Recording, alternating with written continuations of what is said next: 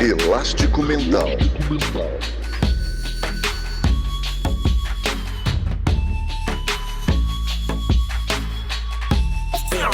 Elástico Mental. Olá, seja bem-vindo a mais um episódio do Elástico Mental, o podcast de cultura sobre a vida, o universo da família Café Belgrado.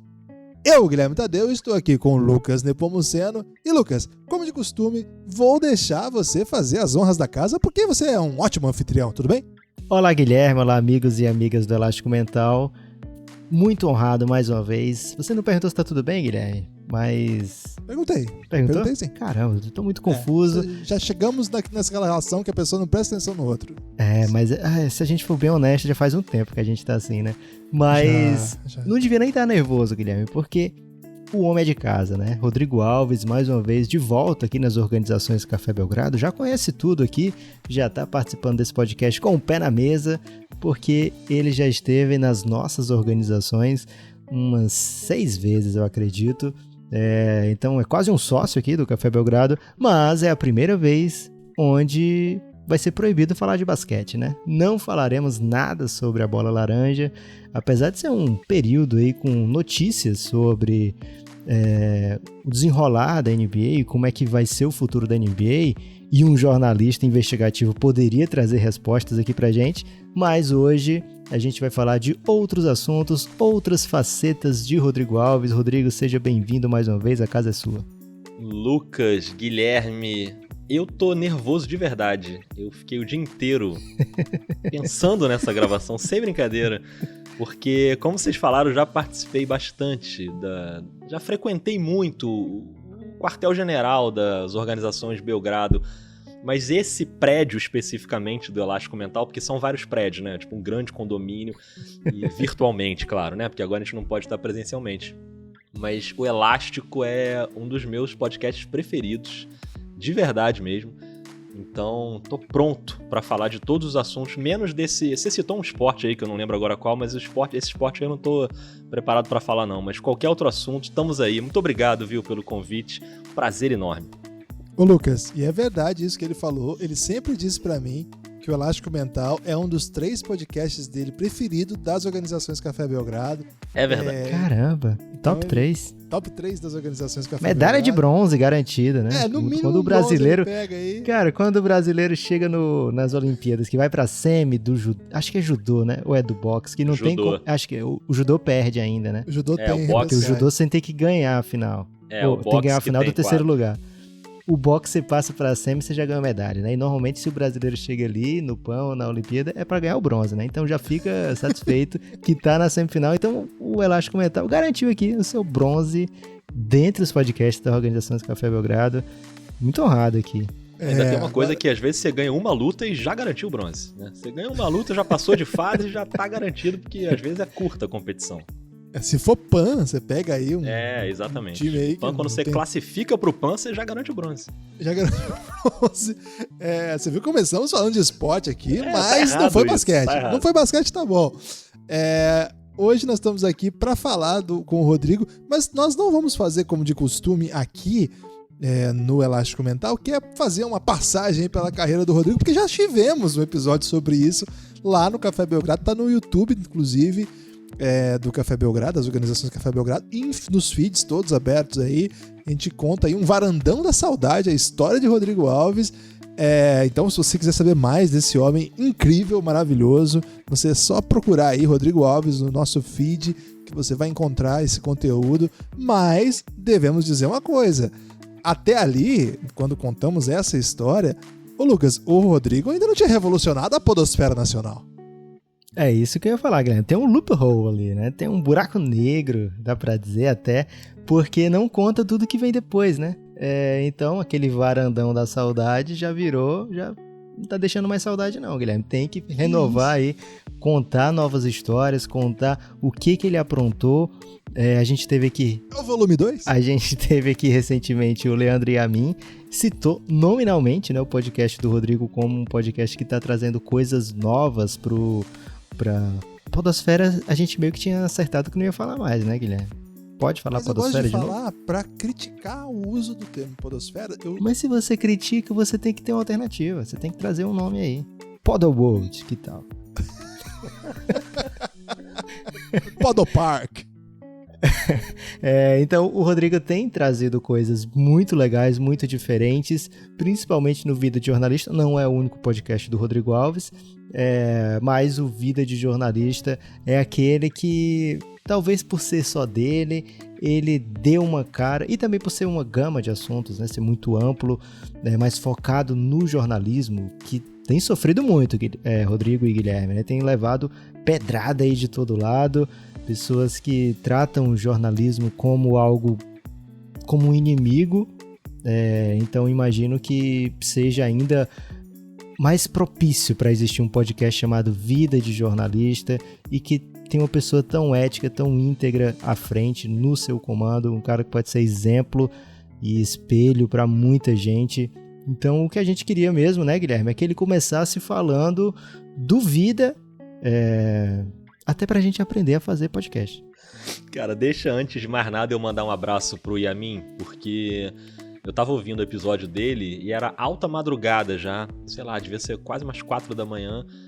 E aí eu tomei um susto, assim, porque do nada ele falou do Vida e eu fiquei muito feliz, já falei com ele pelo Twitter e tal, mas fica aqui o registro também de um abraço apertado pro grande Yamin. Muito bom esse episódio, inclusive, quem por acaso não ouviu, volta lá pra ouvir, porque vocês estão com uma sequência de convidados aí que... Você tá dizendo isso porque eu não tava lá? Não, de forma alguma, assim. Inclusive, acho que você poderia estar também, você abrilhantaria aquela conversa. Obrigado, Rodrigo. Mas foi muito bom. Mas não só esse, como todos os outros recentes, vocês estão numa sequência de convidados aí que... Vou te contar, hein? Vocês estão brilhando demais. Mas enfim, o Vida é um projeto pessoal, assim, que me dá muita alegria de fazer. E você falou uma coisa que é verdade, né? O jornalismo tem apanhado demais, né, ultimamente. Eu acho que até um pedacinho dessa credibilidade está se recuperando com a cobertura da pandemia, porque é um assunto que exige muita cobertura de serviço, né? De dar informação de serviço. Eu acho que o jornalismo tem saído muito bem na maioria dos casos nessa pandemia, mas ainda assim, né, na pandemia apanha demais, assim. Só para dar um exemplo, tem um episódio do Vida de Jornalista que eu tô tentando fazer há muito tempo e eu não consigo, que é o episódio sobre os bastidores da cobertura do Cercadinho da Alvorada, né, que é onde o nosso presidente aparece ali para insultar de vez em quando um jornalista, né, que é uma coisa que ele gosta muito de fazer. E os jornalistas que ficam ali sofrem demais. E agora, recentemente, vários veículos anunciaram que não vão mais mandar seus jornalistas para ali. E um pouco antes desse anúncio, eu estava em contato já com alguns jornalistas de lá, mas é sempre muito difícil, porque as próprias empresas jornalísticas ficam receosas de deixar, de autorizar os seus jornalistas a falarem sobre esse assunto, até para não expor muito os repórteres, né? Porque a gente não sabe hoje que tipo de represália pode ter. Você, de repente, sei lá, eu posto alguma coisa em rede social identificando algum jornalista falando sobre aqueles bastidores ali, vem um louco desse, um lunático querendo fazer represália ou querendo agredir ou ameaçar. Então é um momento bem delicado, assim, para se fazer jornalismo. E eu tô no momento em que eu não tô participando da cobertura da pandemia, o que por um lado me deixa um pouco frustrado, porque é a maior cobertura jornalística da minha geração, sem dúvida. E por outro lado me deixa mais seguro também, né? Porque eu não tô me expondo, eu tô conseguindo ficar de casa.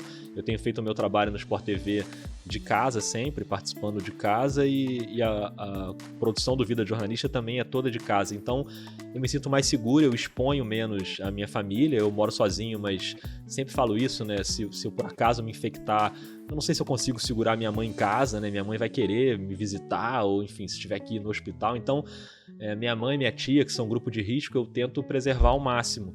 Então fico, por um lado, mais tranquilo.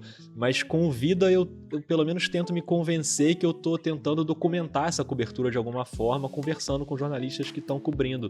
E tem sido, pra mim, um baita aprendizado, assim, sem brincadeira. Trocar ideia com essas pessoas que estão na correria ali da cobertura e se expondo, né? Porque tem um risco.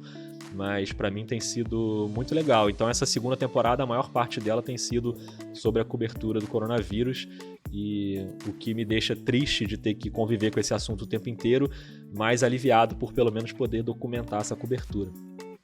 Rodrigo, nessa segunda temporada você dá continuidade a um trabalho que você já começou no final da primeira ali, quando você lançou a série Memórias, né? A série Memórias é final da primeira? É uma transição pra segunda? Como é que você costuma fazer essa... Eu gosto de dizer que é uma transição, assim, que ela foi publicada entre a primeira e a segunda. Mas quem quiser considerar o fim da primeira, ok também, porque não teve intervalo, foi logo depois. Então teve uma semana de intervalo só. A série Memórias é uma série de 8 episódios sobre coberturas históricas, né? E acho que é isso que você falava, né? Os episódios são mais narrativos, assim, né? Mais parecido com o que tem acontecido na segunda temporada, né? Foi, assim, pra quem não ouviu ainda a série Memórias, poxa, faça isso, por favor, faça isso. É um episódio clássico atrás de outro. O primeiro sobre o Césio 137, o segundo sobre o ônibus 174, Copa de 70, Caso Eloá, teve o da epidemia do Ebola também, que é pesadíssimo, né? O da irmã Dorothy, que é inacreditável. Ouçam esse podcast, que é inacreditável esse podcast. O da história da Chapecoense, trágica história da Chapecoense, e aquele que é épico, né? A história da cobertura da Guerra do Vietnã. 8 episódios clássicos já. E aí você experimenta esse ano uma transição, não é bem uma transição, mas já bastante acomodado não, como é que fala? Confortável, né? Com esse estilo novo que você ali começou a desenhar, que é ser um podcast narrativo. Cara, mas também não é só ser, e não é pouca coisa ser um podcast narrativo. É um grau, assim, de imersão nos podcasts que tem sonoplastia cuidadosa, ritmos, a maneira mesmo de você construir a integração dos convidados. Rodrigo, você inventou um jeito de fazer podcast. Como é que foi isso? O plano não era esse, né, Guilherme, para a segunda temporada, porque a minha ideia era voltar a alguma coisa parecida com a primeira temporada. A primeira temporada era basicamente de conversas com jornalistas, então eu ainda usava algumas coisas de narração e edição ali, de colocar um trecho para ilustrar, então a pessoa falava de uma reportagem, eu ia lá atrás do áudio daquela reportagem, colocava ali para ilustrar. Eu sempre tive um cuidado assim com a edição, mas a série Memórias eu levei mais tempo fazendo e me permitiu fazer isso de uma forma mais profunda. Aí são episódios realmente narrativos, né? O que a gente chama de podcast narrativo, que é aquele episódio com roteiro, que você tem uma cara mais documental da coisa, né? Como se fosse um documentário em áudio ou uma grande reportagem de rádio. Então dá pra você tentar levar o ouvinte ali pra dentro mesmo. Só que na volta pra segunda temporada, a minha ideia não era manter esse tipo de episódio, porque pelo simples fato de que eu não consigo fazer com a rotina do Sport TV, né? O Sport TV é o meu trabalho principal, é o que paga meu salário, inclusive. Então, os comentários que eu faço daquele esporte que não pode ser citado aqui são jogos que me dão muito trabalho também na pesquisa. Então, é um trabalho que me toma muito tempo. E eu faço o Vida nas horas vagas, né? O Vida é um projeto totalmente independente. Então eu não ia conseguir fazer desse jeito. Só que aí veio a pandemia e o trabalho no Sport TV ficou meio em suspenso. Então eu consegui me dedicar mais ao Vida. Eu tô em casa direto, né, o dia inteiro.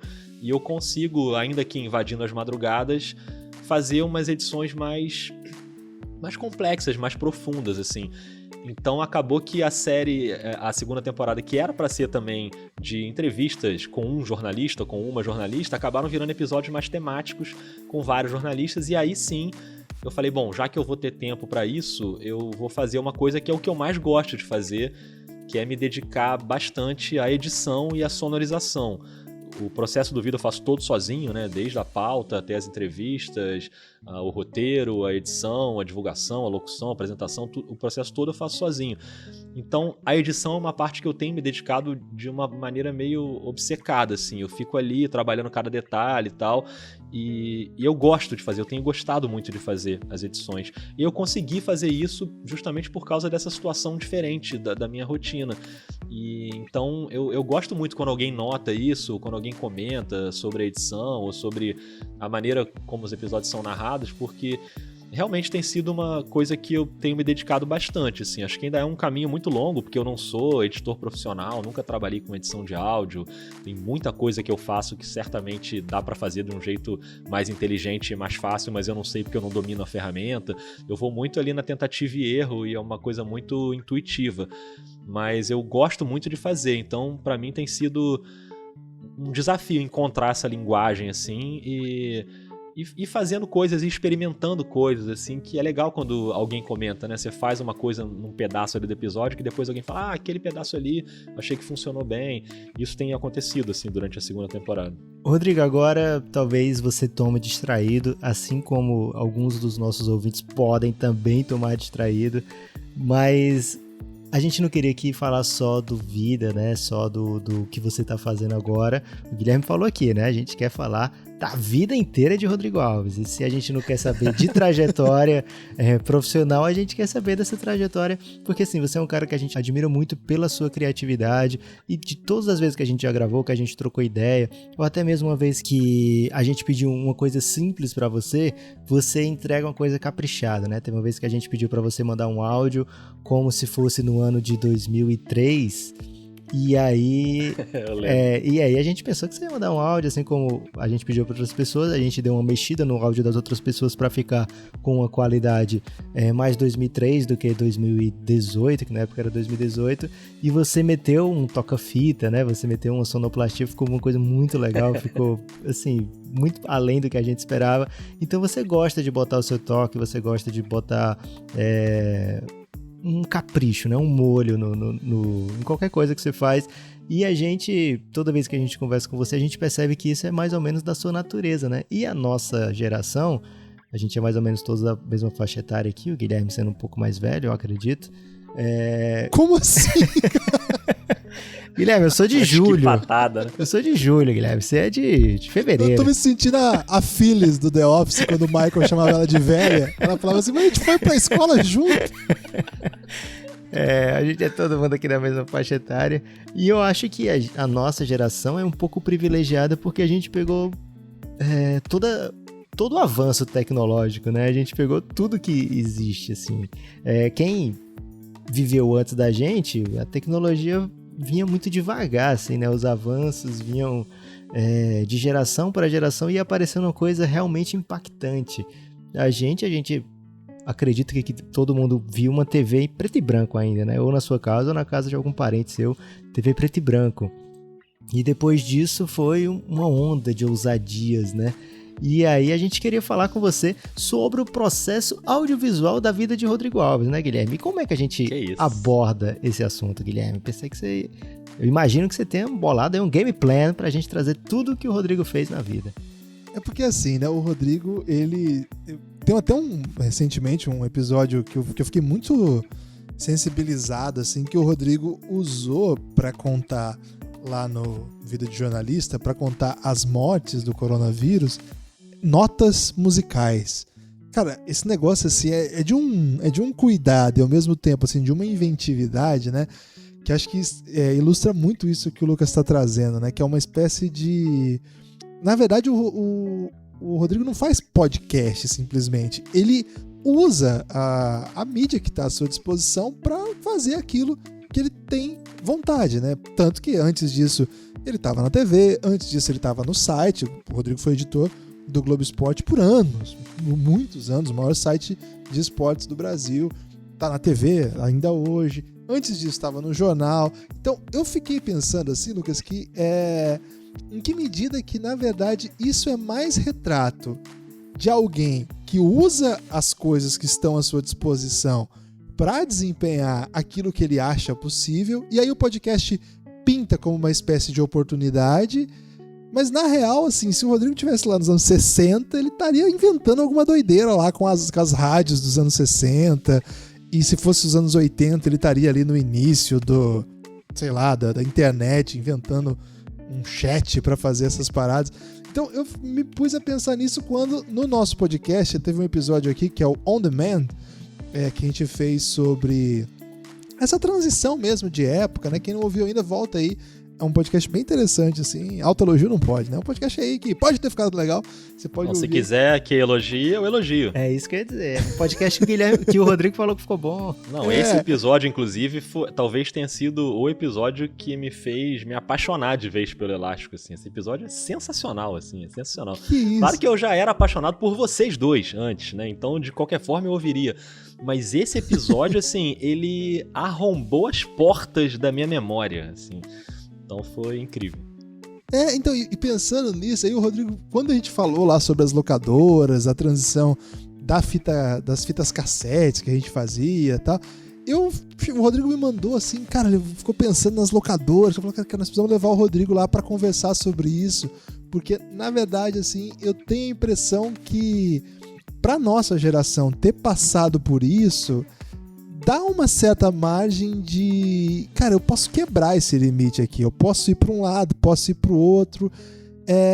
Acho que algumas gerações, evidentemente, vão ter mais facilidade para se adaptar a uma ou outra coisa. Mas como a nossa viu meio que tudo isso nascendo, a gente olha essas transformações, essas novidades, e pra gente mesmo, o podcast, cara, é uma ferramenta incrível, né? Que abre uma porta que a gente jamais achou que teria acesso, né? A gente não tinha acesso à rádio, a gente não podia entrar lá na rádio e gravar a hora que a gente quisesse. Não podia, assim. Talvez se fosse uma rádio muito pequena, tivesse 1 hora de programa, mas não é igual eu. O Rodrigo tem cara que tinha sua rádio amador, Guilherme.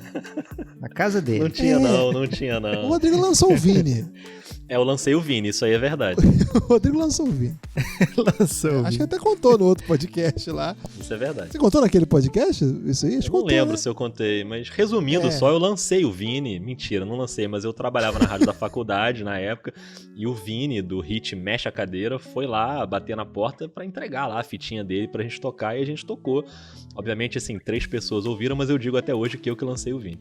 O Rodrigo que dá a ideia das cadeiras pra ele, Guilherme. Mexe a cadeira, Vini. Poxa, na verdade, a música era Mexe o Armário. Eu falei, não, Vini, muda, bota Mexe a Cadeira que vai dar certo. Mas, Rodrigo, essa noção de passar do tempo e estar sempre antenado com o que está acontecendo, e eu te conheço já faz alguns anos, né? Já faz uns 15 anos já. Mas a impressão que eu tenho é que você está sempre vendo o que vai acontecer, né? Você sempre está atento para isso. O que tem aqui? Vou dar uma olhada se vale. Isso é desde moleque, Rodrigo? Desde que você era moleque, você tinha essa inventividade para criar as coisas? Que tipo de experimento você fazia aí com seus toca-fitas, né, na infância? Tinha uma vibe meio Lucas Silva e gravava as coisas lá no Ou então, armário, tipo a minha mãe, cara. Pro mundo da lua? A minha mãe, só um parêntese aqui, ela pegava foto e fazia o Photoshop caseiro dela. Ela montava lá, porque a família do meu pai tem 14 irmãos e a dela tem 13, né? Então, quando tinha uma foto assim que tinha todos os irmãos, mas tava faltando um, ela encaixava lá com tesoura. Então, imagino que o Rodrigo devia fazer muitas artes manuais / audiovisuais. Estamos certo ou estamos errados, Rodrigo? Audiovisuais de arte eu não sei, mas assim, eu não tava preparado pra abrir essas gavetas da memória agora, e aí elas se abriram enquanto vocês falavam. E eu fui obrigado a lembrar de coisas aqui que eu fazia quando era, não criança, mas adolescente. Eu lembro que, por exemplo, eu tinha um jornal meu, que eu fazia e eu lia e não dava pra ninguém, que eu montava coisas de basquete, quando eu comecei a ver basquete. E, rapaz, falei o nome daquele esporte, mas tudo bem. Então era uma edição semanal, eu fazia sempre com jogos que eu via, anotava coisas ali. Isso eu muito moleque. E uma coisa mais bizarra que isso, eu tinha uma gravadora em casa, uma gravadora musical, com várias bandas no catálogo, todas elas com músicas que eu fazia e eu gravava em fitas cassete. E a gravadora tinha coisas do tipo o catálogo da gravadora, aí tinha a época do lançamento, a tal banda vai lançar uma fita, que era fita, né, cassete, na semana que vem, e era tudo eu. Ninguém sabe, acho que ninguém sabe disso até hoje, talvez eu nunca tenha comentado com nenhuma pessoa na minha vida isso. E o nome da gravadora era bem bizarro, que era Motherfucker Records. Que traz um pouco da revolta juvenil daquele momento. Mas eu tenho isso até hoje, assim, em pastas, mas acho que tá na casa da minha mãe, não trouxe pra minha casa isso não. E tinha, assim, releases da gravadora, tinha as fitinhas todas. Eu lembro que eu pegava caixa de sorvete, o único instrumento que tinha era a bateria, porque eu não tinha violão, não tinha baixo, não tinha nada. Então eu pegava umas caixas de sorvete, assim, velhas, e botava e ficava tocando, e as músicas eram assim, eu cantando e tocando bateria. Era um universo ali que eu criava. Muito louco isso, né? Eu devia levar isso pra uma terapia, assim. Eu não lembro. Eu não revivi essa memória provavelmente há uns 30 anos. Olha o que vocês me fizeram lembrar agora, né? Essa coisa doida. O Rodrigo, ele vai mandar pra gente esse áudio, a gente vai colocar no fim do podcast, fique atento. Talvez. Infelizmente não posso, porque estamos aí em quarentena, eu não posso ir na casa da minha mãe buscar esse material agora. Uma pena, Mas senão você mandaria. gravava a fita, de fato? Assim? Eu gravava a fita, fazia capinha pra fita, era a capa do disco e tal. Então eu não vou lembrar os nomes das bandas, mas sei lá, banda tal, a banda já tava no 4º disco. Então gravava a fita com umas, sei lá, 3, 4 músicas, deixava a fita lá. E às vezes eu nem ouvia aquilo de novo, fazia de brincadeira pra me divertir em casa, assim, quando eu não tava com meus amigos. Mas meus amigos, por exemplo, nem sabiam que existia isso. Até porque não é uma coisa, né, pra você ficar contando pros outros uma maluquice dessa. Então era meio segredo. Mas eu fazia isso, assim, naquela época. Então eu fazia muito essas coisas, assim, o jornalzinho, umas coisas do meu universo particular, sabe? Não era uma coisa que eu fazia com amigos ou fazia pra mostrar pra família. Minha família sabia porque ficava ouvindo lá o batucando no quarto, entendeu? Mas era uma coisa só pra mim, assim, pra dar vazão ali a alguma coisa que eu sei lá o que era, não sei explicar isso direito. Você era desses, Lucas? Você tinha alguma dessas doideiras assim? Eu tenho uma que, cara, eu nunca achei que ia falar disso em público, mas o Rodrigo falou aqui, eu vou ter que falar depois. Pois é, por favor. Você vai falar da sua banda, Guilherme? Não, isso aí eu já era meio grande. Eu vou falar um negócio assim, tipo, total nonsense, assim, cara.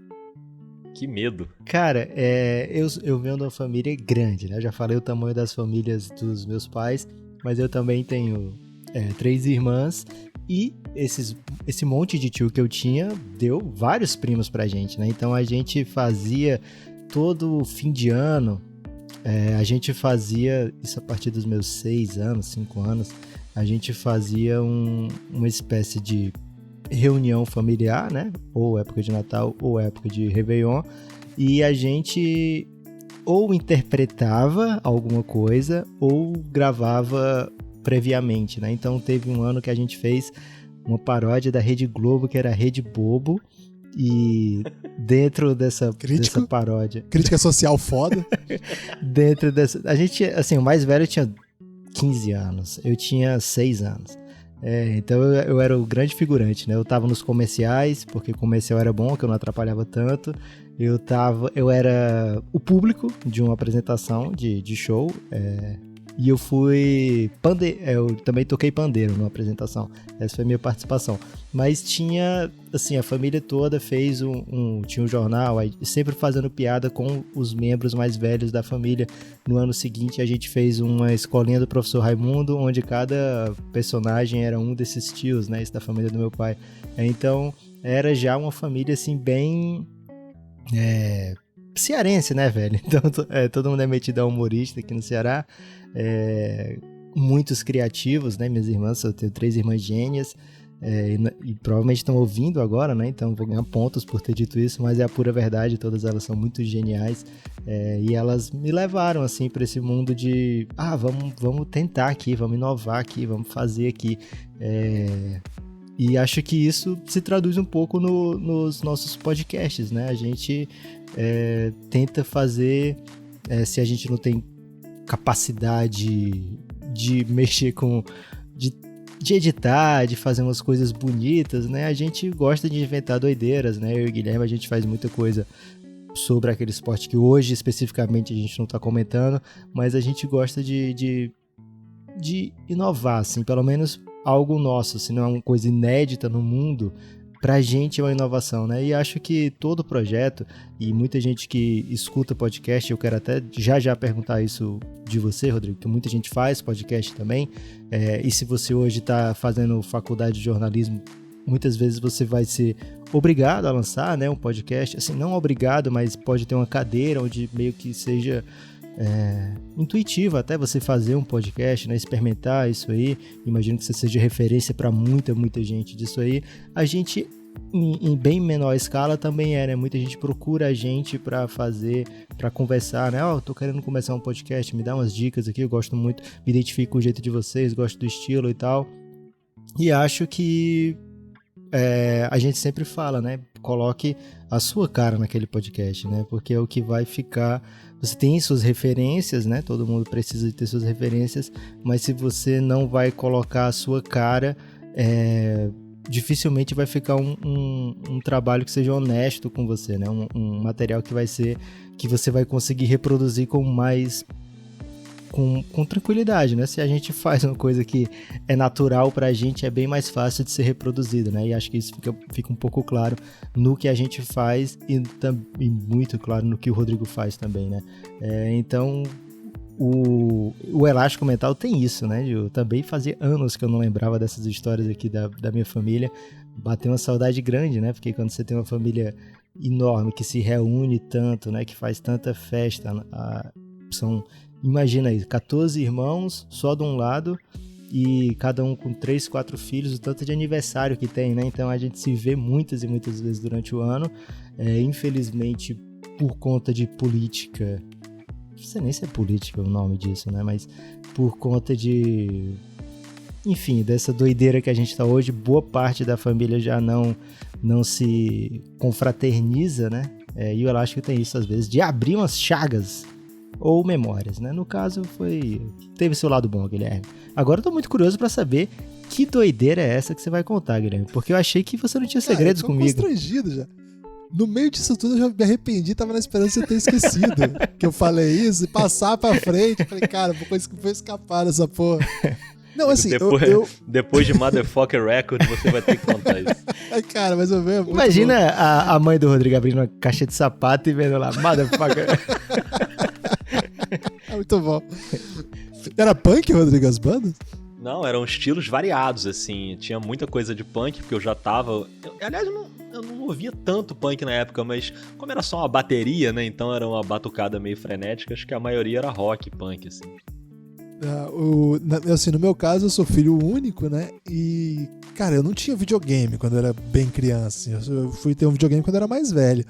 Então, assim, os campeonatos de botão eu organizava e jogava contra mim mesmo. E aí tinha tabelinha, narrava. Mas acho que isso que é bem normal, né? Bastante gente passa por isso. Eu fazia isso também. Era mais ou menos normal. Você faz uma classificação, joga os mata-matas, marca os artilheiros. Meio doente assim, mas acho que bastante gente vai se identificar. Aí, eu vou assim, tô meio cansado aqui do futebol de botão, tá? Tinha uma época que tinha aquele super crack, vocês lembram como é que era? Que você batia na parte de trás assim e chutava. Minha mãe nunca comprou pra mim, velho. Pô, era barato isso aí, velho. Pô, mas minha mãe não interessa, ela sabia o que eu ia quebrar rápido e o que eu não ia. Pode ser, ok. Aí, assim, tava na época do Piquet, do Senna, né? Então eu fazia automobilismo, tinha alguns carrinhos, não tinha muitos carrinhos não, mas tinha alguns carrinhos. Eu comecei a fazer automobilismo, aí desenhava a pista, né? Fazia várias pistas, fazia um circuito também. Até aí acho que também bastante gente vai se identificar. Só que em dado momento eu tava entediado dessas competições, faltava um pouco de, vamos dizer assim, de lirismo, assim, de inventividade, de cultura. E aí eu comecei a fazer os desfiles de escola de samba lá em casa. Ah, não. Que momento. Inacreditável. Cara, isso aí me lembra muito o Willy Billy, Guilherme. O personagem do Daniel Furlan no 10º andar. Fica aí até o convite pra você assistir e já marcar uma terapia também. E você dava as notas? Dessa história. Evidentemente, claro. Claro. E quem ganhou, Guilherme? Tinha problemas, né? Porque às vezes tinha problema. O Unidos do Alvorada, sempre ganhava o Unidos do Alvorada, que é uma escola aqui de Maringá. Tinha briga na hora da apuração ou não? Nessa época não tinha ainda não. Nessa época não, né? Era tudo mais simples, cara. Cara, podemos encerrar esse episódio, né? Mas, Rodrigo... Senhora. Não, mas olha só, só pra arredondar esse assunto, voltando lá na sua pergunta original, antes da gente ter se perdido completamente nesse tema, enquanto a gente ainda tava falando de alguma coisa que fazia sentido, quando você falou dessa história de como é que eu era, se, tipo, hoje eu tô fazendo podcast, mas se fosse em outras épocas, poderia fazer outras coisas também, isso me lembrou de uma coisa que é a palavra podcaster, né, que se usa muito, assim como podosfera, que é uma palavra que eu sei que vocês adoram também, e eu também, é uma palavra que eu acho que não define muito, assim. Muita gente fala, você é podcaster. Na real, cara, eu acho que é uma coisa mais simples que isso, assim. Eu sou jornalista, sabe? O podcast é só o jeito como hoje eu faço jornalismo, né? Como antes era por um site, e antes era pelo jornal, e agora também é pela TV. mas eu acho que é só um meio de fazer a coisa, entendeu? Então, assim, eu adoro fazer podcast hoje, mas eu não sei se eu vou adorar daqui a 3 anos. Pode ser que não. Pode ser que surja uma outra coisa e que eu ache mais interessante e que me dê uma oportunidade melhor de contar uma história e eu vá para outra coisa. Ou pode ser que eu fique fazendo podcast por 15 anos. Não sei.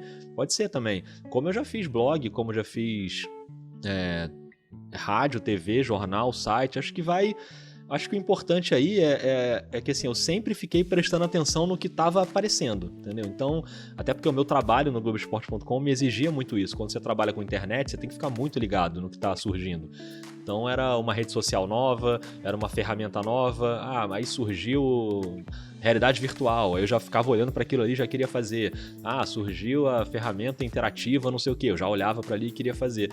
Então acho que o que me move é um pouco isso, assim, entendeu? O fato do podcast hoje ser o que eu gosto não significa que eu vou ficar fazendo podcast para sempre. E ok, acho que as pessoas têm que ir fazendo o que elas gostam, o que se sentem mais motivadas ali para fazer, entendeu?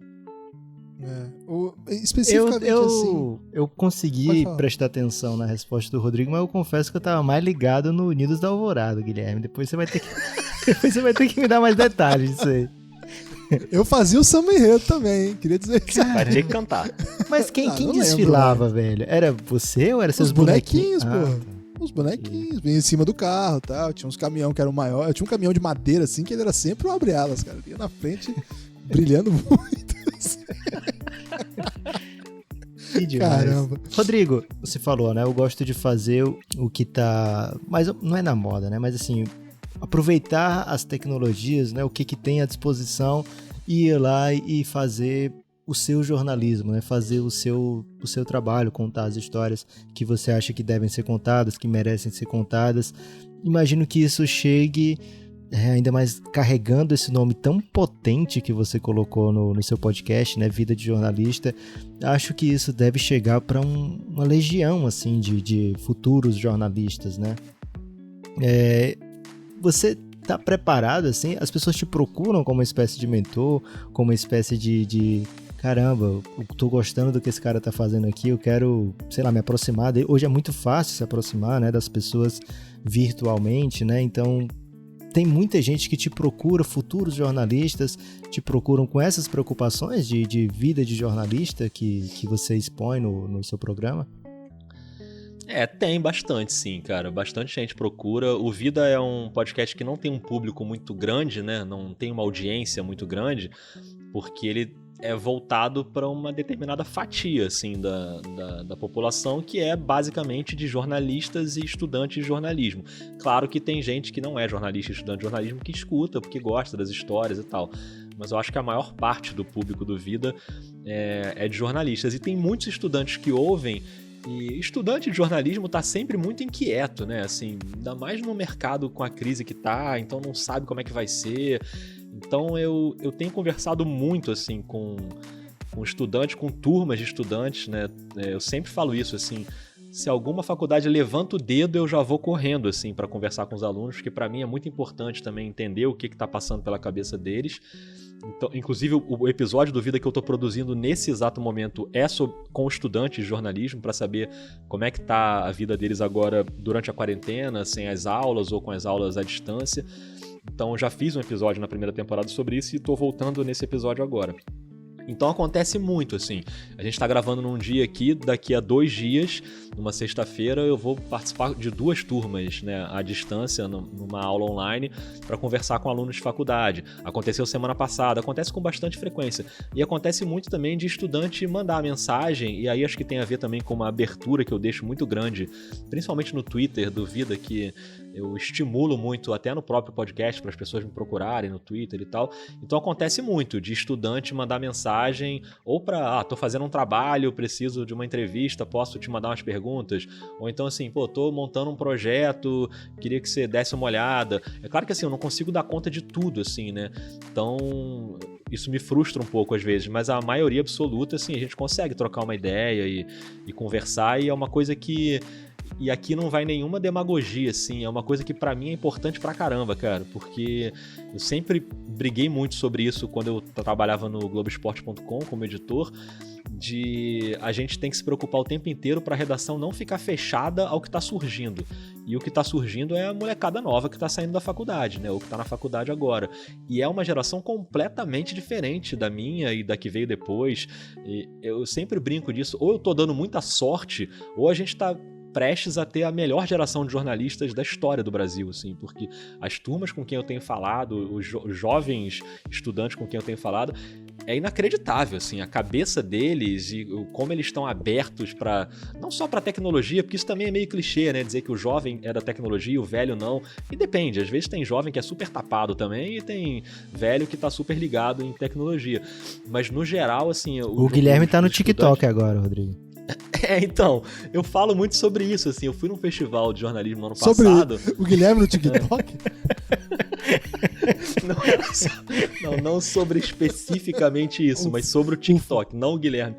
E eu lembro que uma das palestrantes, que eu não vou lembrar quem é agora, perguntou: vocês sabem o que é o TikTok? Isso era no meio do ano passado. E tinha um monte de jornalista na plateia que não tinha ideia do que era o TikTok, mas não sabia nem o que era, porque não tinha chegado tão forte assim. E é isso que eu falo, que a gente tem que ficar ligado, porque a molecada mais jovem já tava no TikTok. E as redações não sabiam o que era. E muitas redações hoje ainda não sabem o que é. E ficam esperando essa onda passar. Aí quando a onda chega forte, a gente tem que surfar nisso aí, porque pode ter um público e tal. Aí já era, amigo. Aí a onda já passou, você não pega mais, entendeu? Então você tem que ficar atento o tempo inteiro. Por isso que eu acho que é importante manter esse contato com as gerações mais novas, assim. E no Vida realmente acontece bastante isso, assim, do pessoal ou pedir ajuda pro trabalho, ou pedir uma dica, ou simplesmente dar um retorno e falar coisas sobre o podcast. Então, pra mim é bem... Eu agora, pra esse episódio, eu coloquei um tweet perguntando: você é estudante? Como é que tá a sua vida agora? Conta um pouco pra mim. Cara, veio um monte de gente, vieram, sei lá, umas 50 pessoas dando depoimento sobre como é que tá estudar agora em tempos de EAD, né? Ou então, algumas faculdades estão paradas. Então essa relação pra mim é fundamental, assim. É, só complementar, porque assim, essa minha pergunta era exatamente um gancho pra fazer uma segunda pergunta. Estratégia. Sobre qual era a impressão, né, da próxima turma, né, dos próximos jornalistas, né, porque em certo momento ficou... O jornalismo não precisava mais de diploma, depois precisava, agora não precisa mais ser de diploma. Como é que tá atualmente? Precisa ou não precisa, Rodrigo? Não precisa, mas tem várias empresas que adotam isso como um critério, de só contratar jornalistas com diploma, né? Então, depende muito de como cada empresa vai lidando com isso. Mas você pode exercer a profissão sem ter diploma. Na verdade, sempre pôde, né? Na verdade, é uma regra que sempre foi, de alguma forma, burlada, assim. Tem muito jornalista das antigas que nunca fez faculdade de jornalismo, que era historiador, ou que era, sei lá, fazia alguma faculdade da área de humanas e exercia a profissão de jornalismo. Então, a pergunta era para saber exatamente como é que tava esse pessoal que vinha, né? Se tinha... Porque me parece muito uma vocação, né? Jornalismo, assim, tipo um chamado você ser um jornalista. E você já, durante sua resposta, já me tranquilizou, dizendo que viu uma galera muito boa. Você vai ser cobrado, Rodrigo. Se não vier boa, eu vou ficar muito chateado com você. Não, pode cobrar. Inclusive porque eu geralmente falo, assim, o jornalista sempre tem essa piada, né? Quando alguém fala, eu quero fazer jornalismo, a gente fala, ainda dá tempo de desistir, não faz não e tal. E, cara, eu nunca faço, assim, eu já fiz essa piada, mas de uns tempos pra cá eu não faço mais, porque eu acho que é meio desestimular uma galera que já vai ter motivo suficiente pra ser desestimulado, entendeu? Porque o mercado vai ser difícil, dificilmente você vai conseguir um emprego de cara, vai ter que brigar ali, vai ter que batalhar, mas eu também acho que a gente nunca teve tanta ferramenta boa e tanta maneira boa de contar a história. Nunca aconteceu, né, na história assim, do jornalismo. E hoje você consegue botar o seu produto no ar sem depender de uma empresa. O podcast é um bom exemplo disso. Você consegue gravar um podcast com um celular. Pronto, só isso. E internet. Você não precisa ter um servidor pago, você não precisa ter um microfone bom, você não precisa ter um editor para você editar que seja pago. Você pode fazer só com ferramenta gratuita, colocar um bom podcast no ar. O que não significa que você tenha que ser assim para sempre. Aí pintou um dinheirinho, você faz um investimento aqui, pintou um curso ali, você faz ali, você vai tentando melhorar, claro, mas dá pra você, com as ferramentas de tecnologia que tem hoje, você produzir o seu próprio material, o que na minha época, quando eu me formei, em 98, era impossível. A minha chance era passar uma prova e entrar para um jornal, ou para uma TV, ou para uma rádio. Senão não tinha como estagiar ou trabalhar, entendeu? Não tinha nem o blog ainda explodindo para eu poder fazer um blog. O blog veio depois, um pouco depois. Então era uma situação bem difícil. Eu lembro que o Jornal do Brasil, o nível de tecnologia era na redação do JB. Se você quisesse ligar para entrevistar alguém que fosse fora do estado do Rio de Janeiro, tinha um telefone só na redação que ligava para fora e ficava uma fila de jornalistas. Então você falava e tinha umas 4 pessoas atrás de você pressionando para você falar rápido, que tinha mais gente ligando. Era esse o nível, entendeu? Não tinha nem internet direito. Nesse ritmo aí mesmo, Rodrigo, eu tava pensando aqui como essa novidade, essa nova disposição mesmo das ferramentas, ela quebra um pouco essa possibilidade, quebra um pouco esse muro mesmo para acesso à produção, né? Eu lembro, e até te perguntar isso, quando que foi pela primeira vez, você contou aí das brincadeiras, né, que você fazia os releases lá da banda, do estúdio e tal, mas quando foi que pela primeira vez de fato você produziu conteúdo assim para que outros lessem em massa, né? Não é assim, eu mostrei aqui para mim, em massa no sentido bem amplo do termo massa aqui, né? Mas assim, para mais de sua família, seus amigos, assim, mas um lugar que ficasse público. Eu lembro, por exemplo, a primeira faculdade que eu comecei, eu comecei 2, né? Uma eu terminei, a primeira não. Pra gente lançar um jornalzinho era o grande acontecimento, demorou horrores, assim, porque era caro, você tinha que pagar pra gráfica de um jornal da cidade fazer, e aí pra arrecadar esse custo você precisava de patrocinador, ou de uma grana ali que a galera arrecadava, mas não é igual hoje, que você pega e, sei lá, posta um blog, ninguém vai rodar imprensa, né? Isso assim, isso com 18 anos e tal.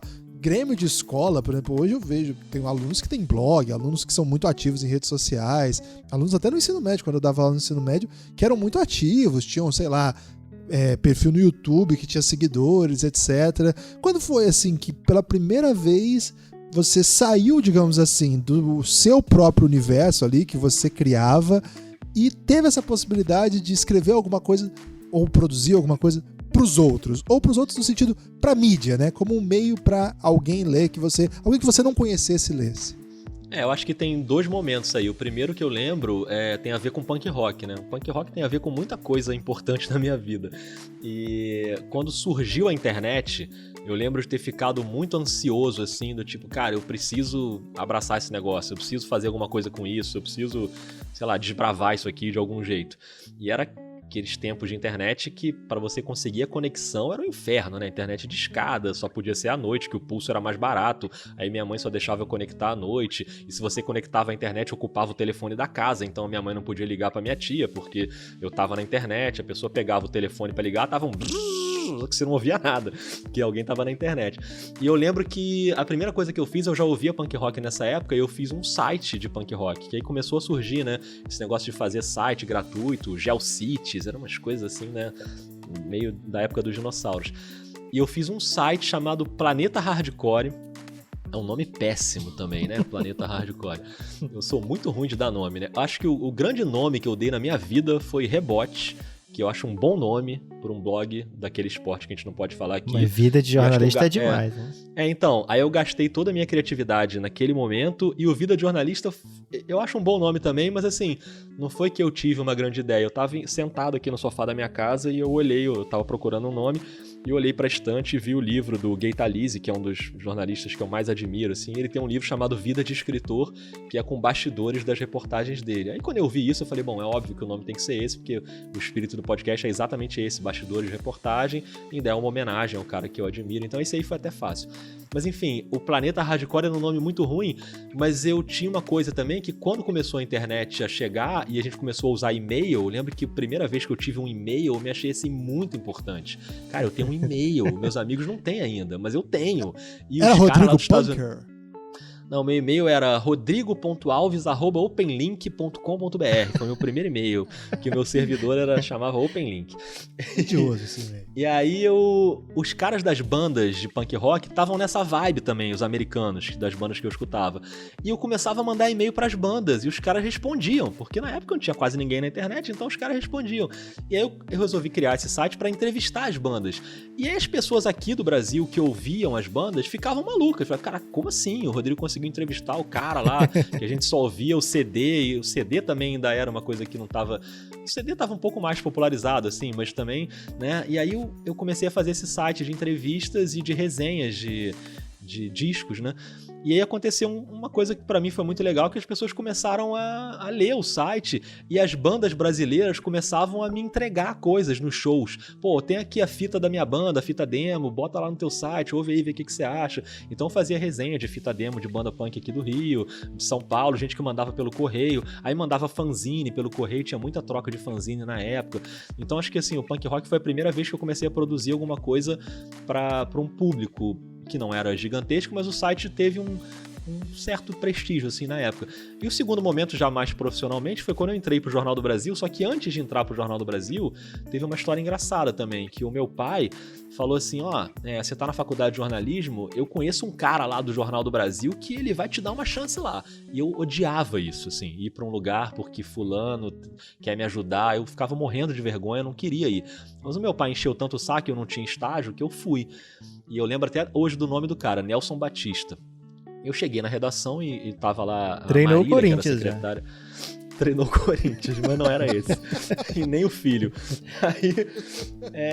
E aí, cara, eu lembro que eu cheguei e a Marília, que depois eu conheci durante muito tempo, né? Mas eu encontrei com ela e eu falei, não, Marília, tudo bom? Eu vim aqui em nome do Nelson Batista. E ela falou, Nelson Batista? Não tem ninguém aqui com esse nome. Assim, eu queria me enfiar embaixo de uma mesa e não sair nunca mais, assim. E eu fiquei tão envergonhado que não tinha um Nelson Batista. Até hoje eu não sei quem é esse cara que meu pai conhecia, ou que dizia que conhecia. Mas aí ela ficou com tanta pena de mim que ela falou, não, tudo bem, mas você quer que eu tente pedir, já que você tá aqui, eu posso falar com um dos editores pra você passar a tarde aqui e acompanhar como é que é a rotina, você quer? Eu falei, quero. Eu falei esse quero em menos de um segundo, porque se eu pensasse 5 segundos eu ia fugir, não ia mais querer voltar ali, né? Eu tava muito envergonhado. E ela falou com o editor de cidades da época e eu passei esse dia ali. E sentei ali num cantinho da redação e fiquei vendo as pessoas trabalharem. E era o Jornal do Brasil, que não era o Jornal do Brasil dos anos 70, 80, 60, mas era ainda com muita gente boa, né? Então, era o Jornal do Brasil, cara, com Luiz Fernando Veríssimo escrevendo, não na redação onde eu tava, porque ele ficava em Porto Alegre, mas com Zuenir Ventura, com grandes jornalistas ali. E eu fiquei encantado, e pra minha surpresa, quando eu fui me despedir do editor, ele falou, cara, se você quiser voltar aí amanhã, pode voltar, por mim não tem problema não. E aí eu voltei no dia seguinte e fiquei lá. E aí, no fim do dia, ele falou, se você quiser vir semana que vem de novo, também não tem problema não. E eu fiquei 6 meses fazendo isso. Eu fiquei 6 meses indo pra redação do Jornal do Brasil, sem ganhar nada, sem fazer nada, e ficava lá sentado, olhando. Aí chegou uma hora que o cara me perguntou, você quer sair com os repórteres? Eu posso te mandar com um repórter pra você ir pra rua. E eu comecei a sair com os repórteres, acompanhar os repórteres. Foi, inclusive, nesse período que eu briguei com o Ari Peixoto, repórter da TV Globo, numa saída, enfim, que se vocês quiserem eu posso depois contar essa história. Mas ele já era idoso? Disso. Não, era idoso. Mas eu lembro que isso foi a minha primeira... Aí eles começavam a me dar umas coisas pra eu escrever. Eu não assinava a matéria, mas eu escrevia umas coisinhas que saíam no jornal. E eu falei, caramba, cara, eu tô escrevendo coisas aqui que estão saindo no Jornal do Brasil, sabe? Aí eu mostrava pra minha mãe. Minha mãe tinha que acreditar, né? Meu pai tinha que acreditar. Falou, isso aqui fui eu que escrevi. Porque não tinha meu nome lá, né? Mas eu mostrava pras pessoas. Entrevista com o presidente aqui fui eu, pai, ó. Não era esse nível, mas eu ficava muito feliz de publicar alguma coisa assim para as pessoas lerem, né? Você tá dizendo que você vai talvez colocar em uma ação trabalhista? Não, de jeito nenhum, Inclusive eu saí do Jornal do Brasil e eu poderia ter processado o Jornal do Brasil e muita gente processou o Jornal do Brasil e amigos meus ganharam mais de R$1 milhão em ação do Jornal do Brasil. E eu não processei porque eu perdi o prazo, eu fiquei naquela, não sei se eu vou voltar ainda pro jornal e tal, e acabei perdendo o prazo do processo. Mas porque o Jornal do Brasil estava numa crise já muito grande, então na reta final já não pagava fundo de garantia, não depositava nada, não pagava hora extra, não dava folga. Então a galera que entrou na justiça era uma moleza pra Justiça do Trabalho. Era óbvio que iam ganhar, né? Então teve uma galera que tirou uma grana boa aí, eu me arrependi nessa, hein? Podia estar aí uma situação boa financeira, hein? Ô Lucas, enquanto a gente gravava aqui, você mandou uma pérola pra mim aqui por meio... Jornalismo investigativo. Caramba, o amigo ouvinte não tem ideia do que a gente tá falando. O Lucas me mandou aqui uma matéria de um site muito obscuro do ano de 98. É isso mesmo, Lucas? 98? Eu não sei qual é o ano aqui não, Guilherme. Mas o show foi coberto pelo Rodrigo Alves. Madball em Brasil. Tá lá. Madball em Brasil, cobertura do show, Rodrigo Alves, Planeta Hardcore. Caramba, Rodrigo, eu conheço você há tanto tempo que eu já falei aqui e eu nunca soube dessa história aí, de você, o influencer Avan Eletro, né? Antes de existir influencer. Caramba. Grandes revelações, hein? Madball deu uma saudade agora, que é uma banda que eu adoro e eu não sei quando eu vou poder ir a um show de novo na minha vida, né? Ninguém sabe, na verdade. Mas o Madball é uma banda que vinha pro Brasil, uma das maiores bandas de hardcore de Nova York, uma banda super respeitada. E a gente conhecia uns caras de uma loja aqui em Ipanema que traziam essas bandas pra tocar no Rio de Janeiro. E então a gente era amigo dos caras e os caras botavam a gente, sabe? No rolê, assim. Então a gente saía com a banda, encontrava a banda, ia na tarde de autógrafo. Então a gente trocava ideia, assim, com as bandas e eu lembro de que ficava encantado, assim, nessa época. E shows do Madball, inclusive o show do Madball tem um dos grandes momentos meus em show de punk rock, que eu tava com o pé quebrado, com gesso até o joelho e eu me joguei do palco com gesso. Foi um grande momento. Você pode ter machucado alguém, mano. Melhor Poderia, você não mas tipo não tem isso. Show do hardcore, você já vai sabendo que você vai ser machucado. Então não tem esse problema. Já vai na intenção. Rodrigo, e por que você saiu desse ramo aí do hardcore? O que aconteceu? Eu não sei, Parecia cara, bem promissor, cara. E engraçado que eu tive um hiato enorme, assim, eu fiquei um tempão escutando muito pouco, e de alguns anos pra cá eu voltei a escutar muito punk rock e hardcore, assim. Tanto que algumas viagens de férias que eu fiz recentes foram com esse tema, assim, né, de ir atrás das bandas e tal, e bandas daquela época, dos anos 90, que ainda estão nativa, e eu me arrependo de não ter mantido, porque a cena brasileira continuou muito bem, assim, tem muitas bandas legais que eu perdi no caminho, porque eu deixei de acompanhar, então era bem legal, eu ia bastante a show, assim, de punk rock, de hardcore, era bem bacana. Guilherme, o Rodrigo tem um texto interativo. É seu mesmo, Rodrigo, esse texto interativo? Da Alice? Qual é o texto interativo? Asilo da Alma. Não acredito que você achou isso. Esse link aí você apaga, por favor.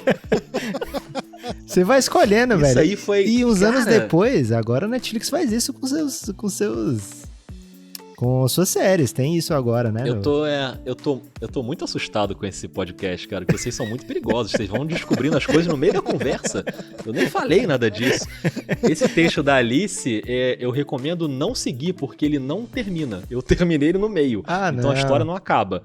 Então, isso? Na verdade, ele tem uns 3 capítulos, assim. Mas foi a minha primeira experiência com narrativa interativa, que eu gosto muito até hoje. E depois eu fiz algumas no Globoesporte.com, chamava Eu no Comando, que você assumia o papel de um técnico do Campeonato Brasileiro e você ia tomando decisões, assim, cada decisão ia te levando para um caminho. São os roteiros que são muito difíceis de fazer, porque por uma historinha que você leva 5 minutos jogando, você tem que criar 70 cenas e uma árvore que vai se desenhando assim, né, de cada caminho, e são 30 finais diferentes. Mas a primeira experiência que eu fiz nessa época foi com esse... que aí era um site interativo que fazia, você podia ir escrevendo, e eu inventei essa história. É uma história meio de terror, assim, da Alice, mas eu acho que eu não terminei essa história, então não vai jogando não, senão você vai se decepcionar. Caramba, o Lucas tá jornalismo investigativo feroz aqui. Várias coisas ele não me passou.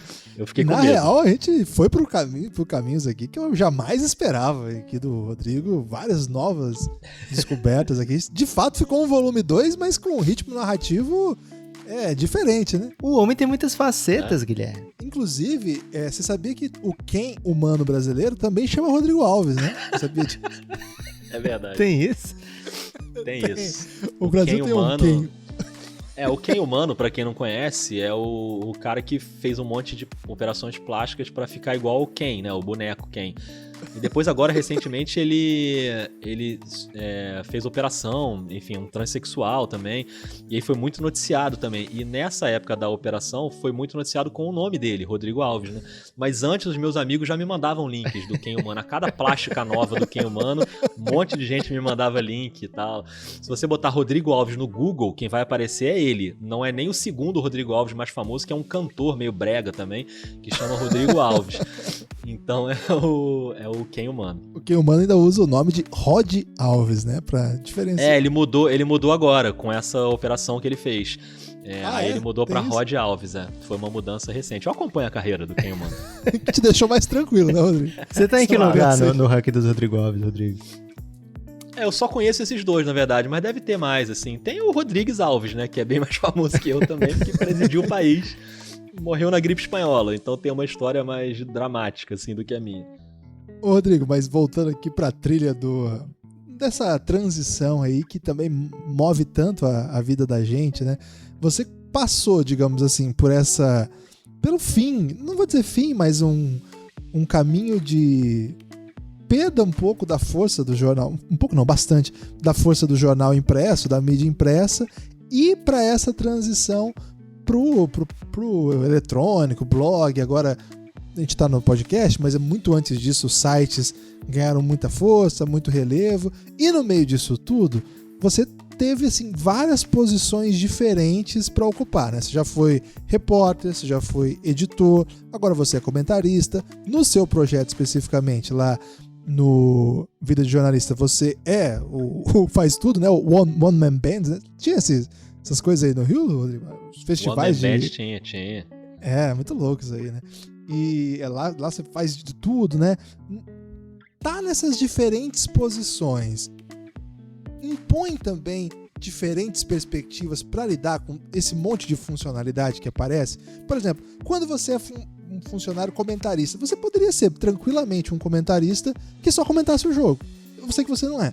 Você tranquilamente poderia ver os jogos da NBA, fazer essas anotações num papel, ir para casa, ir para o jogo, comentar, voltar para casa. Tem muitos comentaristas que nem olham a hashtag, né? Nem comentam. O Rodrigo não. O Rodrigo é um comentarista carinhoso. Ele fala com todo mundo na hashtag. Mas assim, essa é uma posição que não te É o que falta, eu acho, ainda na transmissão da TV, né? Um apelido pro comentarista, como tem na transmissão de rádio. Lá vem o Bola de Ouro. O Rodrigo podia facilmente ser o comentarista carinhoso. Comentarista carinhoso. Já pensou a minha? Comentarista carinhoso. É Rodrigo Alves. Mas assim, algumas posições te dão certa liberdade para fazer old school, vamos dizer assim. Outras não, né? Você já falou várias vezes, assim, por exemplo, o lance do repórter hoje, ele tem que saber até filmar. Às vezes, mesmo que ele seja um repórter de impresso, ou que a gente chama de, sei lá, de sites, etc., ele tem que saber filmar. De repente ele tá numa situação que ele tem que filmar, tem que saber editar. Agora você já tá trabalhando com edição de áudio mais complexa. Varia também, Rodrigo, assim, a posição que a pessoa ocupa impõe a ela um maior número de desafios? Ou isso tem mais a ver com a personalidade mesmo do jornalista? Eu acho que é um pouco das duas coisas, mas eu acho que tem mais a ver com a personalidade, porque você pode ocupar determinadas funções fazendo não vou nem dizer burocrático, assim, às vezes você faz bem ali o seu trabalho, mas está restrito àquela função ali. Eu acho que o que me ajudou muito foi ter trabalhado durante muito tempo na internet, assim, porque a internet ela um pouco te obriga a isso. Você não consegue sobreviver 12 anos na internet se você não estiver olhando para os lados. Se você ficar olhando, sabe, com uma visão ali só para frente para o seu trabalho e não prestar atenção no que está acontecendo à sua volta, você obviamente fica para trás. Então esse período no Globoesporte.com me ajudou muito nisso, assim. Até porque eu tive funções diferentes dentro do site. Então eu fui repórter ali, fui editor também de esportes olímpicos, depois trabalhei na capa do site, que é um trabalho completamente diferente, e depois trabalhei no futebol, trabalhei em projetos especiais, que é a essência disso, é você ficar pensando em formatos o tempo inteiro. Então meu trabalho era muito isso, eu chegava e ficava fuçando coisas para pensar em formatos diferentes para a gente contar as histórias ali do site, e trabalhava com cada área, qual é o formato que se encaixa melhor com essa história aqui que você quer contar. O trabalho ali na reta final no Globoesporte.com era meio esse. E eu acho que quando o Sport TV me chamou para ser comentarista, foi um pouco também com essa bagagem. Então eles me falaram isso, eles falaram, a gente quer que você traga para transmissão também uma cabeça de internet, e isso já estava mais natural assim para mim. Se eu voltar lá para trás, nos tempos de jornal, que foi antes do site, né, no Jornal do Brasil, é um outro tipo de aprendizado, assim. Foi uma época que me ensinou a ser muito obcecado com o texto. O jornal, o texto é muito importante, e o meu texto era muito ruim, né, no início, no Jornal do Brasil. Eu tomava muito esporro, assim, muito esporro. Tomava esporro de ir pro banheiro e ficar 20 minutos lá no banheiro só pra sair do ambiente da redação, assim, porque eu não queria voltar. E eu chegava em casa e falava, amanhã eu não vou voltar mais pro jornal, acabou, isso aqui não é pra mim e tal. Aí acordava no dia seguinte e falava, tá, ok, vou tentar hoje lá de novo e tal. E tomava mais esporro. Então eu demorei até ajustar meu texto, assim, né. Eu acho que isso tem muito a ver com a minha capacidade de escrever na época e com a faculdade, que também ensinava muito mal nessa época.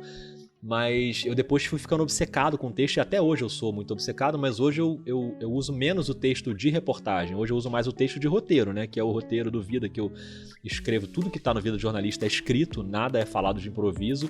E aí tem o desafio de você escrever do jeito como você fala, né? Pra ficar mais natural. Mas são desafios diferentes. Eu acho que esse período na internet me possibilitou abrir mais isso, né? Fazer coisas que têm a ver com tecnologias diferentes e formatos diferentes, jeitos diferentes de contar a história, que é o que eu tento ir fazendo até hoje. E logo depois o podcast entrou nessa história aí, né? Eu ainda estava no Globoesporte.com quando eu comecei a fazer o Dois Pontos, que é o podcast que eu faço com o Rafael Roque até hoje, sobre NBA. Então o podcast já estava no meu radar ali, porque eu já comecei a ouvir muito naquela época. E é isso, não sei, pode ser que daqui a um tempo pinte outra coisa que me interesse e que eu vá fazer, mas eu acho que tem muito a ver com a pessoa também ficar atenta às coisas, sabe? Porque nem sempre vai ser necessário você fazer desse jeito. Você pode fazer de um jeito mais simples, mas é claro que funciona melhor quando você faz de um jeito prestando mais atenção nas coisas. Como essas coisas vão se movendo, acho que o podcast também, a gente está num momento agora um pouco diferente do que da última vez que a gente teve aquela conversa, né? Acho que naquela época que a gente fez o Varandão, o Vida não tinha ainda, né, Rodrigo? Ou ainda não tinha, né? O Vida. O Dois Pontos já era podcast ou ainda estava no site? Isso eu não lembro. Acho que estava no site ainda. Eu não lembro também. Né? Eu acho que ainda estava. Acho que era em vídeo, né? Era um programa de vídeo. Pode ser. Então o Rodrigo não era um dos maiores podcasters da história aí da Foi fim de 2017. Então eu já tô com medo então da terceira edição. O que esse homem vai aprontar, hein? Porque de um volume para outro ele fez essa doideira, né? Mas assim, a gente chegou no podcast meio tarde, assim, Terceira edição vai ser no TikTok, Guilherme. Vai ser vocês dançando punk rock aí, Madball. Punk rock não se dança, tá? Só pra deixar bem claro. Se machuca, vocês se machucando. Isso aí. Mas assim, desde a gente, né, do Café Belgrado, chegou tarde, assim, se for ver, né? 2017 já tinha acontecido muita coisa na chamada mundo do podcast. Mas, como até conversamos com o Leandro, né, todo ano é o ano do podcast. Todo ano é esse o ano que o podcast vai bombar. Parece aquela propaganda do rugby, né? Isso ainda vai ser grande no Brasil. Nossa, grande propaganda. Desistiram. Foi muito boa aquela propaganda. E acho que esses últimos anos, o que a gente viu acontecer de fato, assim, foi primeiro, né? Muita gente entrando mesmo na podosfera. E quando eu falo muita gente, é muita gente grande, mas também muita gente no sentido literal do termo, né? Molecada, gente adulta, gente que domina a tecnologia, gente que tá aprendendo, gente que ouve e acha legal fazer. De fato, pulverizou mesmo, assim. Tem muito, muito, muito podcast. E acredito que a tendência é que a gente continue tendo mesmo muitos podcasts. E no meio disso, a gente vê também a chegada de empresas de fato, né, na podosfera. Você trabalha na Globo, o NBA Dois Pontos é ligado ao Globo Esporte, está sempre lá no site da Globo. A Globo tem bastante podcasts, né? O UOL também muito forte, e as próprias produtoras que já estavam muito bem, né? A gente conhece algumas e que continuam crescendo, fazendo novos projetos, né? Por exemplo, o pessoal lá do Big Shot Pod, que é um podcast de basquete que a gente conhece, eles trabalham numa produtora que estão fazendo trabalho com a HBO, né? Por exemplo, o Watchmen, acaba o episódio, tem um podcast que eles produziram, um podcast brasileiro sobre uma série da HBO. Muita gente já conseguindo que isso seja de fato um espaço, né? Que seja de fato um mercado. Você tem um exemplo, poderia estar vários, né? Tem várias produtoras, muita gente muito, muito boa fazendo. Primeiro, eu queria que você me dissesse assim, como que você tem visto também esse movimento, né? Você é um cara que transita muito bem no mainstream, ouviu essa? Transita muito bem no mainstream. Já, por exemplo, mediou a mesa do Foro de Teresina, que deve ser um dos 3, sei lá, ou o mais famoso podcast do Brasil de política, sei lá. Certamente um dos podcasts mais importantes do Brasil. Você mediou uma mesa no evento deles, né? O tamanho desse homem aqui, Lucas. Então, assim, você transita muito bem no mainstream, mas também com toda essa sua sensibilidade, esse carinho que você tem por todos, você também anda com os perrapados aqui, como o pessoal do Café Belgrado. Então, como que você tem visto esse movimento? Como é que é para você hoje o mundo do podcast, depois de ter... Você tá vivendo nisso mesmo, você tá imerso a isso.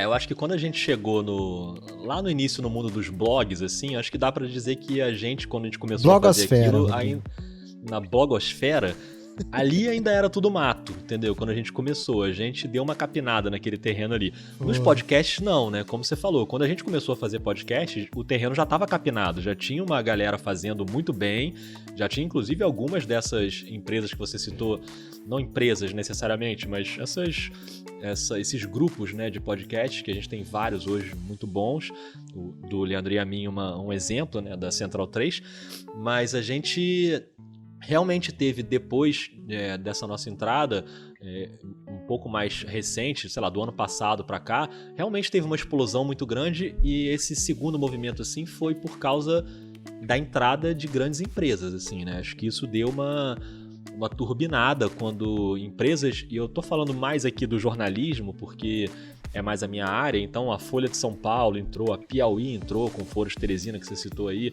a própria Globo entrou, o Estadão, todas as grandes empresas, as rádios, as TVs, entraram muito pesado nessa questão do podcast, e por isso que se brinca muito com isso do ano do podcast no Brasil, que na verdade é todo ano, mas se tiver que escolher um pra ser, acho que realmente foi o ano passado, assim, foi o ano que a coisa deu uma explodida, e o Yamin falou muito sobre isso aqui, né, no papo com você, Guilherme, mas eu lembro que na época teve uma resistência mesmo da galera mais independente, quando, por exemplo, o Spotify entra muito forte, aí tem um medo de que o Spotify vai dominar o mercado e que vai aprisionar ali, as pessoas vão ficar reféns, os produtores pequenos vão ficar reféns do Spotify, e quando entram grandes empresas, que essas empresas vão tomar o mercado todo para elas e tal.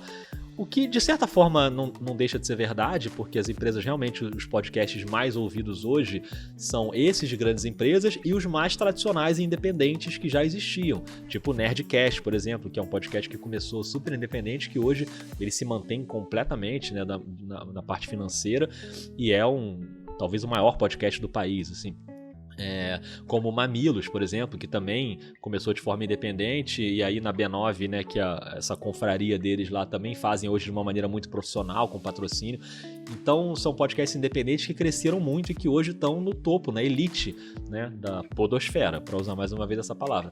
Mas é claro que quando as grandes empresas chegam, então quando você tem o Café da Manhã da Folha, quando você tem o Assunto da Renata Lopretti, que é do G1, esses podcasts estão sempre ali no topo dos rankings, né? Quando você pensa não só no jornalismo, mas no geral, eles são entre os mais ouvidos do país. O que eu acho que acontece é que, por um lado, fica mais difícil você conseguir um lugar ao sol se você é independente, porque a oferta é gigantesca, é um oceano, né, de podcasts. Os títulos você não consegue dar conta da quantidade de coisa que tem. Então, para você botar um na praça, é difícil você convencer as pessoas que elas têm que ouvir o seu e não os outros. Por outro lado, quando as grandes empresas entram, elas vão buscar uma outra fatia de público que não existia ainda, que os podcasts não alcançavam ainda. A gente tem que sempre lembrar, e eu sempre bato nessa tecla, que a galera fala que o podcast é muito democrático, porque você consegue fazer com pouco. É democrático por esse lado. No lado do público, ele é pouquíssimo democrático. Primeiro porque ele já parte de um cenário em que você tem quase metade da população brasileira que tem muita dificuldade de acesso à internet. E você tem, acho que quase 30% que não tem acesso à internet. Então já dificulta para você conseguir ouvir um podcast, né? Claro que tem outras maneiras de você ouvir. Você pode até ouvir um podcast pelo WhatsApp e aí você não precisa nem ter o acesso à internet, mas às vezes o seu plano de telefone dá o acesso ao WhatsApp. Você não tem o pacote de dados, mas você tem o WhatsApp. E você consegue ouvir ali um arquivo pelo WhatsApp. Ok, pode acontecer isso, acontece em alguns. Mas basicamente para ouvir podcast regularmente você tem que ter um acesso à internet. E muita gente nem tem. Então já começa por aí. E depois, o público de podcast também ainda é um público que está... O podcast ainda está encontrando esse público. Ainda é um público muito masculino, muito elitizado em relação à classe social. Então é uma coisa que a gente ainda tem que avançar muito nessa democratização. Mas eu acho que a entrada das grandes empresas, ela tem uma coisa muito boa, que é ampliar esse público. Quando o Fantástico faz a matéria lá explicando o que é podcast, tem um monte de gente que não tinha ideia do que era podcast e passou a ter. E talvez essa pessoa passe a ouvir também. Então acho que tem essas duas coisas. Eu entendo quem fica mais receoso receoso porque vai perder uma fatia de mercado que era pequena, mas era minha, entendeu esse conceito? É pequeno, mas é meu. Eu tô aqui, eu tô bem aqui. Se viesse tubarão pra cá, o mar vai agitar. E aí não vai mais ser meu, eu vou ter dificuldade pra me manter aqui. Em compensação, talvez venha uma galera pra praia também pra ouvir. Entendeu? Tô fazendo uma analogia péssima. Tô tentando entender aqui o tubarão atraindo a galera, mas tudo bem. Mas, enfim. É Recife, tá em Recife. Chegou, talvez a galera não A analogia foi péssima, mas enfim, deu pra entender. Então, acho que tem essas duas coisas. Eu acho que o mercado mudou muito e ele vai mudar ainda. Eu acho que ele ainda vai crescer mais e essa bolha vai desinchar em algum momento. Muita gente que entrou no podcast pra experimentar ali vai sair. E ok, eu não vejo problema nenhum nisso. Ah, você entrou só porque era modinha. E daí? Era modinha, eu gostei, entrei, fui fazer. E se eu não gostar, eu não faço mais. Cada um faz o que quer, né? Não tem essa. Então, acho que o cenário muda muito. Ele tá nesse momento agora, com uma explosão de títulos, muita gente fazendo e o público crescendo.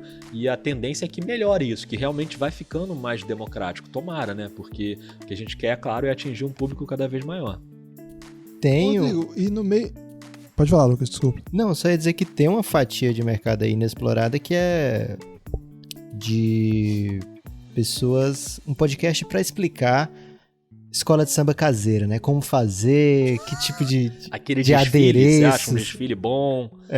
Como dar notas dentro da sua própria casa para os seus bonequinhos? Eu acho que falta mesmo. Esse mercado não tá explorado ainda, mas num tom um pouco mais sério, Rodrigo, você falou, né, que não dá para ficar olhando para frente. Você tá na internet, você não pode ficar olhando só para frente, sem saber o que tá acontecendo ao seu lado, né? E você falou até com um certo respeito aí sobre produtoras de podcast que agregam podcasts. A gente sabe, né, que Rodrigo Alves agora tá numa nova empreitada, né? Explica pro grande público aqui do Elástico Mental onde o Vida tá se metendo agora, né? Tá ficando coberto agora, tá fazendo parceria. Fala pra gente do surgimento da Rádio Guarda-Chuva. O Vida tá pegando menos chuva agora, tá mais sequinho, né? Na verdade, o que aconteceu foi que pra segunda temporada, o pessoal da Rádio Guarda-Chuva me convidou pra eu me juntar a eles, né? A Rádio Guarda-Chuva é uma confraria de podcasts, que hoje tem 5 podcasts de jornalismo, e na época até do convite eram 3, a Rádio Escafandro, do Tomás Chiaverini, que é um podcast de investigações jornalísticas, muito bom. O Finitude, que é da Juliana Dantas, que é um podcast sobre o fim, sobre luto, sobre morte, sobre como lidar com esses temas, mas é feito de um jeito bem leve, assim, bem profundo também. E o Põe na Estante, que é da Gabriela Maier, que é um clube do livro em áudio. Cada episódio é uma discussão sobre um livro e é bem interessante também. Então eu já conhecia o Tomás, a Juliana e a Gabriela de trocar ideia no Twitter, tinha ido para São Paulo uma vez, encontrei com eles lá, e eram jornalistas que eu já admirava muito e podcasts que eu já ouvia muito. E eles me chamaram para entrar. Um pouco antes eles adicionaram um quarto elemento, que é o Budejo, que é um podcast feito no Cariri, no Ceará, e são várias pessoas que fazem, e é incrível, assim, é um podcast que eu sinceramente, eu dou play, cara, quando é uma conversa, uma resenha entre eles, eu lembro, inclusive, os podcasts da organização Café Belgrado, porque é difícil você ficar sem rir muito tempo. Os caras falam de um jeito que tem um entrosamento, e aí tô falando sério, é muito parecido com o que o Yamin falou sobre vocês dois, que vocês estão num nível já de entrosamento que não importa qual é o assunto, não interessa se é sobre esporte, se é sobre futebol, sobre basquete, sobre cinema, sobre locadoras, o que a gente quer é ficar ouvindo vocês dois conversando, e porque é sempre bom, não interessa qual é o assunto. Acho que o Budejo é meio isso também. Não importa qual é o assunto, é muito bom. Mas o Escafandro e o Finitude são podcasts narrativos, né, que vão contando histórias ali com roteiro. E o Budejo é um podcast de conversa, assim como o Põe na Estante, mas o Budejo de vez em quando faz uns episódios narrativos. Então tem um sobre Luiz Gonzaga, que é narrativo, que é muito bacana, um documentário assim sobre Luiz Gonzaga.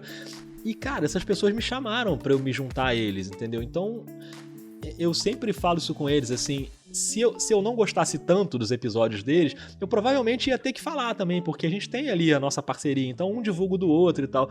Mas ainda bem que todos são geniais pra mim, então eu falo com alegria de fazer, de indicar os outros podcasts, porque eles realmente são muito bons. Então pra gente tem funcionado muito, assim. Não é uma parceria que envolve grana nem nada, mas é isso, é um ajudar o outro, são jornalistas unindo forças para promover podcasts de jornalismo e um se ajudar, e aí a gente troca ideia de pauta, a gente tem um grupo no WhatsApp também que a gente se fala bastante, e aí o ouvinte de um vai pro outro, porque em cada episódio a gente vai falando, né, dos outros podcasts também. Então, cara, pra mim tem sido uma experiência, assim, eu sempre trabalhei muito sozinho, né, e eu gosto de trabalhar sozinho, o meu processo, assim, de criação é muito solitário, e eu acho que eu nem conseguiria direito dividir o Vida com alguém, sabe, e fazer Não é a fácil. produção junto. Não é fácil. Não é fácil, eu imagino. O Rodrigo tá falando, eu tô aqui salivando, cara. Deve ser Tá muito salivando, né?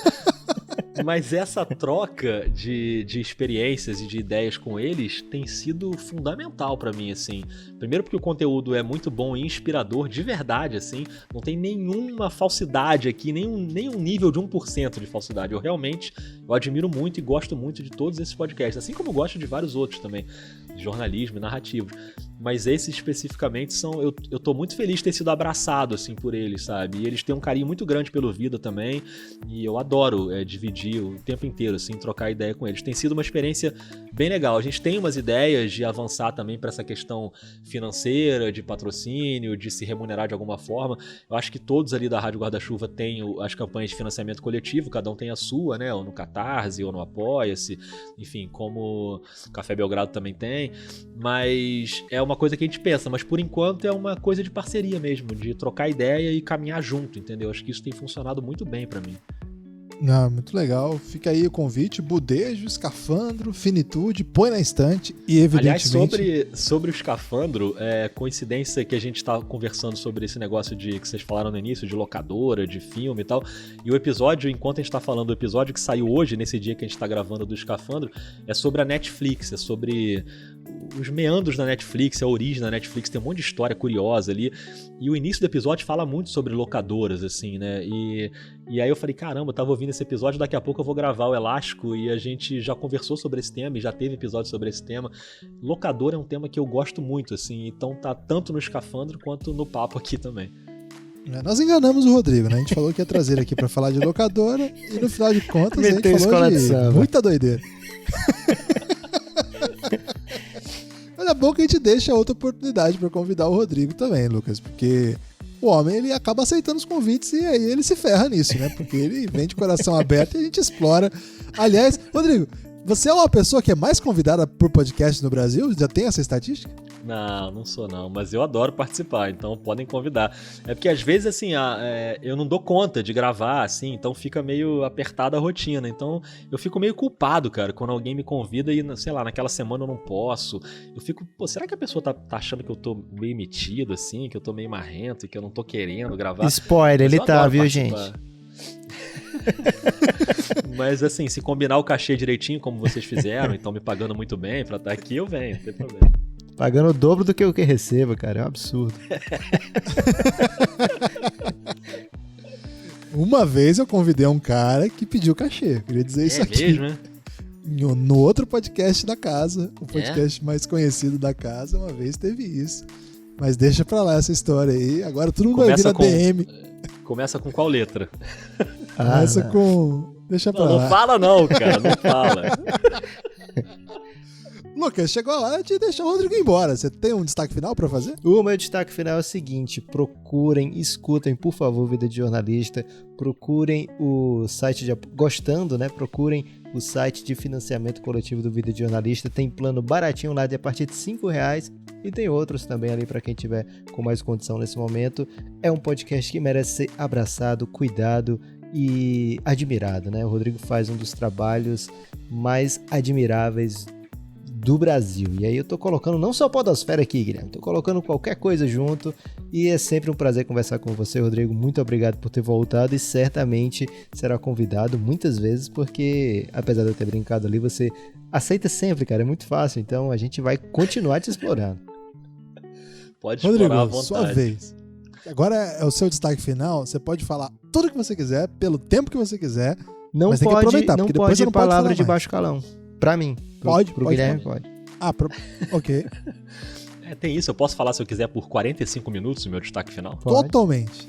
Absolutamente beleza. liberado. vou tentar não gastar todo esse tempo. Mas, cara, assim, é só agradecer demais a vocês aí, que vocês têm um carinho pelo Vida desde o início e sempre a gente trocou muito também, né? Enfim, seja nas participações nos podcasts ou falando ali no WhatsApp, a gente sempre troca muita ideia e essa admiração é recíproca, obviamente. Eu acho que tudo que vocês fazem é de muita qualidade, sempre foi. Então, o que vocês citaram no início, no podcast de basquete, por exemplo, a quantidade de coisas que vocês inventam ali, entendeu? E séries diferentes, e formatos de episódio diferentes, e um game dentro do episódio. Eu fico ouvindo aquilo e falo, cara, como que esses caras conseguem ficar pensando nessas coisas todas pra não, né, para você não ficar repetitivo ali na... Isso é narrativo também, é você criar narrativas diferentes pra debater o assunto, ou pra contar aquelas histórias, ou pra envolver quem tá ouvindo e tal. Então eu acho que a tendência é vocês, infelizmente tenho que dizer isso pra vocês vão se preparando, que a tendência é vocês fazerem cada vez mais podcasts diferentes, então os assuntos são infinitos, daqui a pouco vocês vão estar com 8 podcasts diferentes. O próximo é a escola de samba. Caseira. Escola de samba acho que é um tema que tá urgente aí, né? Eu não devia ter falado isso. Na pauta do dia. Mas eu acho que vocês sempre fazem muito bem, porque acho que vocês encontraram uma fórmula que não é uma fórmula matemática e nem intencional, que é uma coisa bem orgânica mesmo, que a conversa entre vocês é muito boa. Então, cara, não interessa qual é o tema, entendeu? Eu vou ouvir sempre, então podem me chamar sempre. E nem todos os temas eu vou conseguir acrescentar, mas no que vocês acharem que eu consigo acrescentar um pouquinho, me chama, que eu venho correndo, e muito obrigado mesmo, assim, pelo carinho. Que isso, eu fico emocionado de ter o Rodrigo aqui. E, cara, esse cara, quando ele falou que ia fazer um podcast, eu não tinha a menor dúvida, nenhuma dúvida que seria incrível. E aí ele embala mais um, e maravilhoso, né? Acho que é um dos maiores podcasts mesmo hoje, acho que ninguém vai discordar disso. O pessoal da podosfera, do mais alto nível da podosfera, reafirma isso. Você pode ouvir que, cara, é sempre incrível, é um trabalho novo, é um trabalho inovador, muita consistência também. Não é um episódio bom, são todos episódios muito bons. Então liga lá o Vida de Jornalista. Claro, o NBA 2 pontos também, mas aqui no Elástico a gente não pode falar de basquete, mas dá essa moral aí porque, cara, esse cara merece mesmo. E além de tudo, é essa figura que vocês conheceram aqui. Aliás, acho que todo mundo que gosta aqui do Elástico e tá ouvindo esse podcast já sabe do nosso carinho por ele. Então, é sempre emocionante receber você, viu, Rodrigo? Lucas, eu não tenho muito palavras pra você, não. E se tudo der errado, vai ter a volta da Motherfucker Records aí pra me salvar financeiramente. Cara, tem que ser um nome de podcast, Rodrigo. Motherfucker Records. Muito bom. Forte abraço. Valeu. Elástico Mental.